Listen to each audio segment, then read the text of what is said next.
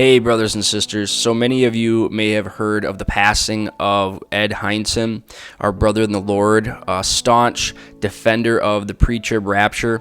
I had the opportunity to meet Ed Hindson in person a couple years ago at the Ozark Prophecy Conference, and when I went to his book table, I told him how he had blessed me while I was incarcerated because I had received his prophetic newsletters, and it was such a blessing to be able to receive those.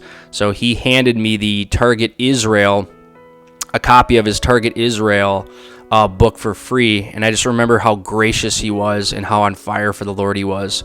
So I wanted to play this audio clip from that conference, and just to remember how great of a teacher he was, and how we're all looking forward to seeing him again soon as we're caught away. God bless.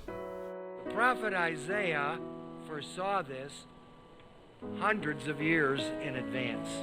As he comes down to the end of his book, Isaiah chapter 66, verse 8, he says, "Who has heard of such a thing?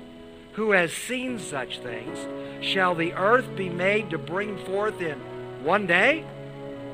Shall a nation be born at once? But as soon as Zion travailed, she brought forth her children." Isaiah, by the inspiration of the Spirit of God, looks down through the tunnel of time, looks down through the halls of history into the distant future, some 2,700 years, and says one day Israel will become a nation in one day. It happened on May 14, 1940, when on that one day the Jewish people dared to declare their independence. And the intensity of Satan's hatred was unleashed against as they were attacked by nearly every one of their neighbors instantly, and had to fight their war of independence, fight for their own survival.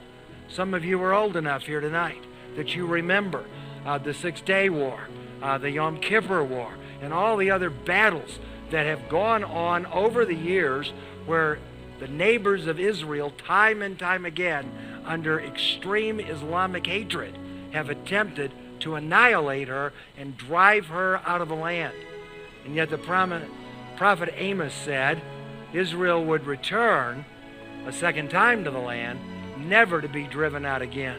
That God has promised to put down a stake at the time of the end.